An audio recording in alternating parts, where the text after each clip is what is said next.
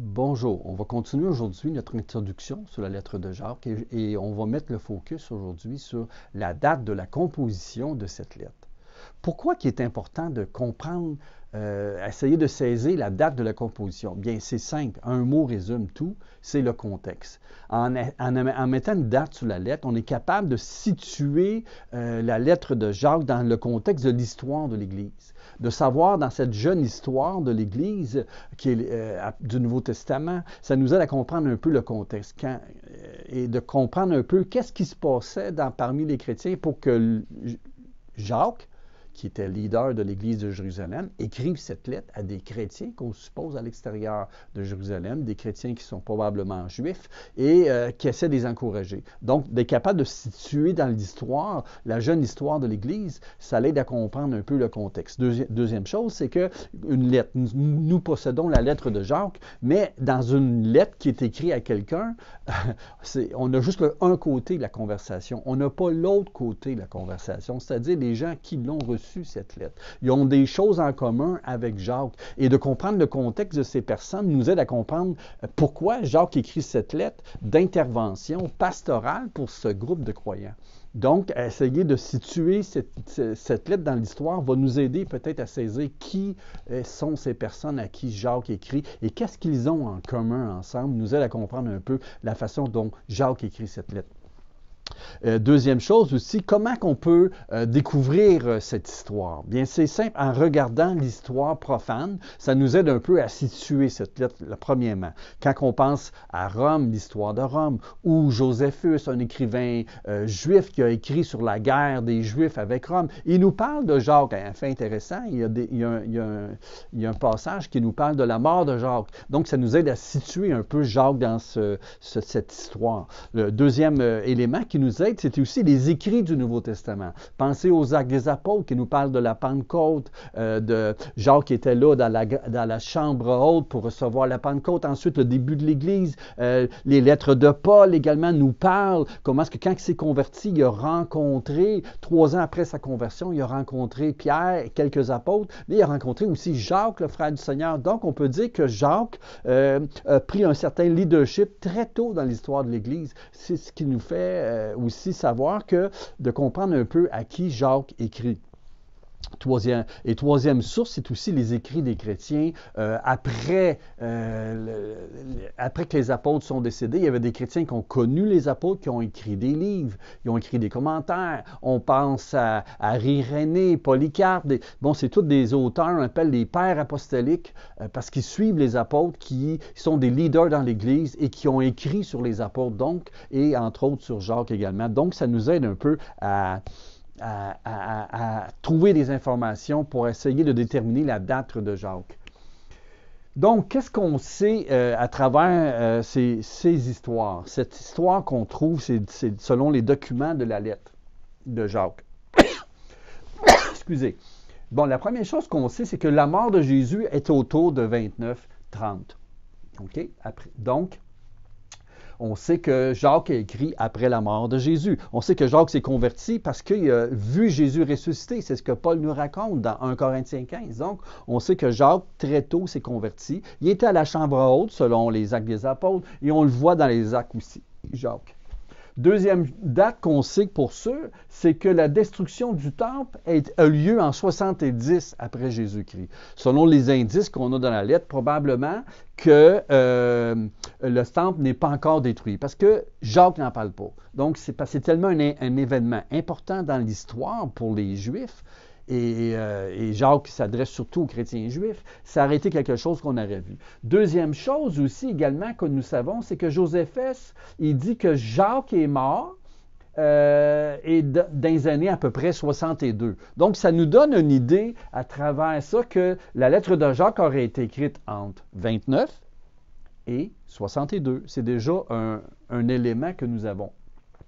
Deuxième chose que nous savons également, c'est que le concile de Jérusalem, Probablement, c'est une chose qui s'est passée en 49. Il y a de fortes chances, et comme on va voir des arguments que je vais continuer ensuite à déterminer à travers les indices que nous avons dans la lettre, on peut déterminer que probablement que la lettre a été écrite avant ce concile, où ce que les non-juifs entraient dans l'Église à travers le ministère de Paul, entre autres, et ils ont dû débattre sur la question, est-ce que les non-juifs qui se convertissent à Jésus, qui deviennent chrétiens, doivent suivre les coutumes de Moïse, se faire circoncire, suivre les lois de Moïse et les fêtes des Juifs, etc.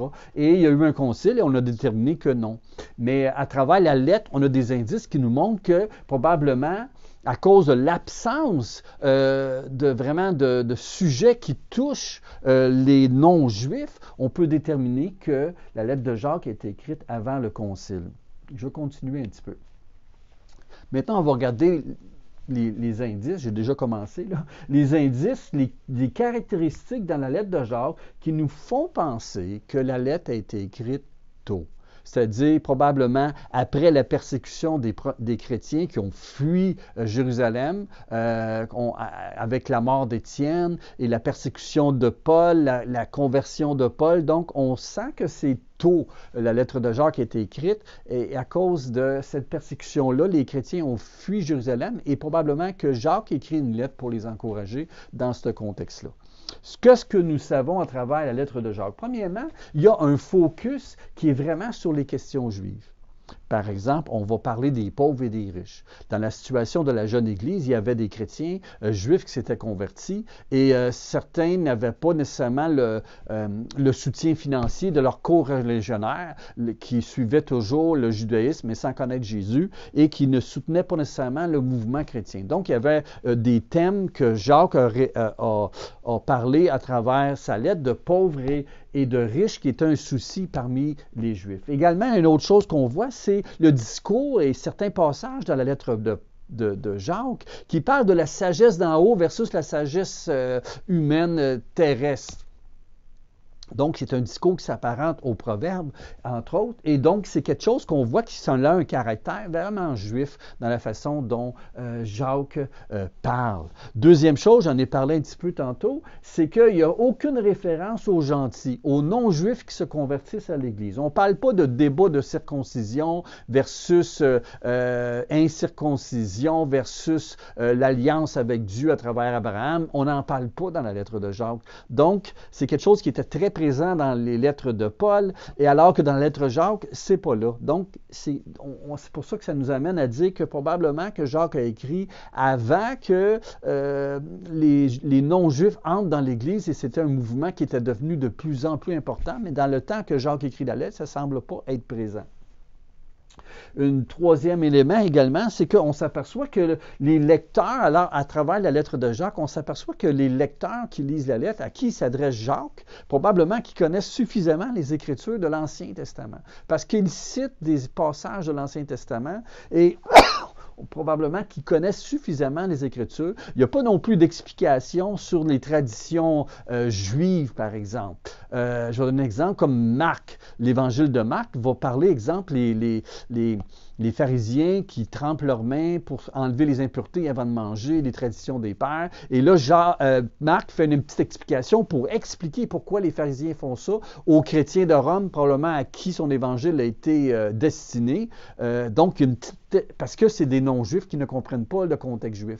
Mais ici, il n'y en a pas de cela dans la lettre de Jacques. On n'a pas de ces genres d'explications-là. Donc, ça nous fait montrer que probablement, Jacques écrit à des juifs encore. Puis un dernier élément également, c'est qu'il y a un passage dans Jacques qui fait référence carrément à une synagogue.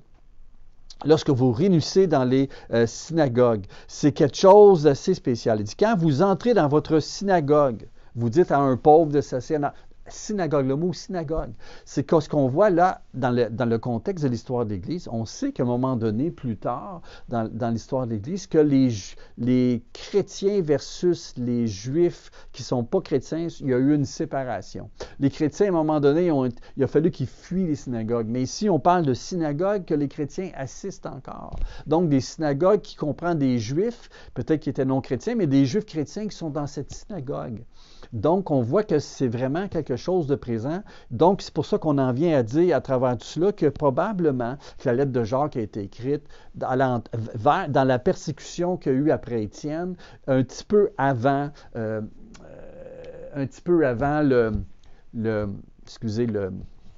le concile de Jérusalem en l'an 49.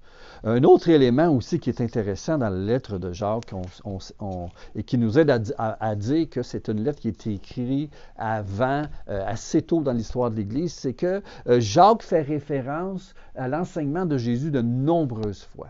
Et entre autres, on peut dire 8 citations assez directes de l'enseignement de Jésus, mais pourtant qui ne sont pas mot à mot copiés sur les évangiles. Parce que les évangiles ont été écrits plus tard. Ce que ça nous dit, ça, c'est que c'était une tradition qui était orale. Donc, on parle de l'enseignement des apôtres qui ont été au pied de Jésus, qui ont emmagasiné l'enseignement de Jésus et qui l'ont propagé après la Pentecôte, après que Jésus était élevé. Et au début de l'Église, c'était comme cela, cet enseignement-là était propagé de façon orale, non pas par des écrits comme les évangiles. Les évangiles sont venus plus tard. Donc, ça nous montre que Jacques probablement connaissait cette tradition-là orale parce qu'il l'a utilisée dans sa lettre. Entre autres, il y a un passage que ça est écrit dans Jacques 5, verset 12. « Avant toute chose, mes frères, ne jurez ni par le ciel, ni par la terre, ni par aucun autre serment. Que votre oui soit oui, que votre non soit non, afin que vous ne tombiez pas sous le jugement. » C'est intéressant. Ce que Jacques cite ici, c'est une parole de Jésus, mais il ne le cite pas pareil. Jésus dit, ce qu'on y ajoute vient du malin. Ici, il dit, ne tombez pas sous le jugement. Donc, on voit que Jacques connaissait l'enseignement de Jésus. Et une tradition orale, parce que si ça aurait été une tradition écrite, il l'aurait cité et écrite de façon littérale. Non, ici, il le cite de façon orale. Donc, ça nous montre que Jacques connaissait cette tradition-là orale. Et donc, c'était dans une période de l'Église où les évangiles n'étaient pas encore écrits. C'est ce qui nous amène à dire que probablement que Jacques a écrit la lettre dans le début de l'Église. En conclusion, il est important de considérer, lorsque nous étudions la lettre, que la cible, ce sont des Juifs convertis au christianisme. Donc, probablement entre Acte 12 et Acte 15, on pourrait descendre avant, mais Acte 12, pourquoi Acte 12? Parce que lorsque Pierre est arrêté, la première place qu'il va, c'est voir Jacques. Hein? Ensuite, Paul, il parle que 3 ans après sa conversion, il a rencontré pas beaucoup de gens. Pierre, et il n'y a pas d'autres apôtres qu'il a rencontrés si ce n'est Jacques, le frère du Seigneur. Donc, Jacques, déjà pour Paul, était considéré comme un ancien, un pasteur, quelqu'un, un leader à Jérusalem, assez important pour qu'il le cite. Plus tard, dans sa lettre à Galates que Paul écrit, il dit que Jacques était un des piliers de l'Église. Donc, c'est pour ça qu'on dit, bon, probablement, vu qu'il y a eu de la persécution, c'est des Juifs, c'est la deuxième chose qu'on conclut, c'est que c'était des Juifs qui vivaient dans la diaspora. Ce qu'on veut dire par là, c'est des Juifs qui étaient à Jérusalem, mais qui ont fui la persécution et qui sont allés dans les régions moins proches de Jérusalem et qui étaient probablement, excusez, des Juifs qui parlaient le grec et que Jacques, même dans le premier verset, dit « Jacques, serviteur de Dieu et du Seigneur Jésus-Christ, aux 12 tribus qui sont dans la dispersion, salut. » C'est le début de sa lettre. Donc, ça nous dit probablement que Jacques écrit à des Juifs. Et c'est pour cela que dans cette lettre de Jacques, on va avoir une teneur juive. Et dans le contexte de l'histoire, c'est important de le comprendre. Donc, je termine ici pour la date. La prochaine session, on va voir un peu plus l'unité. C'est quoi la trame centrale de la lettre de Jacques? Quelle est-elle un peu, si on peut trouver une idée centrale, une thématique dans laquelle on peut comprendre chacune des parties dans cette unité-là dans la lettre. Ça nous aide à avoir un peu un fil conducteur, plutôt que comme disait Diabolus, ce docteur, un théologien dans l'Église, qui disait que non, cette lettre-là était trop éparpillée, il n'y avait pas d'unité. Bien, on va voir justement à travers cette session-là, la prochaine session, essayer de déterminer un peu c'est quoi cette unité-là, s'il y en a une, parce que Jacques écrit à des chrétiens qui ont été persécutés et puis il essaie de les encourager. Donc, on va voir un peu la façon qu'il s'y prend, Jacques. Fait que je vous dis merci, à la prochaine.